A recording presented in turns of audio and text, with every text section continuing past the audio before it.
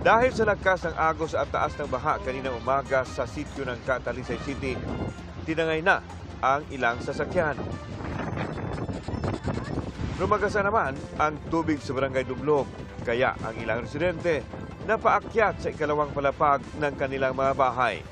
Sa iba pang lugar, may mga residenteng nanawagan ng rescue.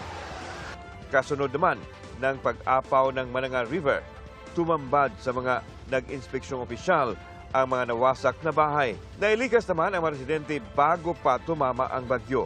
Hindi makapunta kong emergency. Pwede please guys. Tabangin. Sa Liloan, napaiyak sa takot ang residenteng ito habang kinukunan ang taas ng baha sa Barangay Kutkot. Marami sa mga residente binalot sa trapal ang mga sarili habang naghihintay ng rescue. Maladagat ang baha sa Barangay Hubay.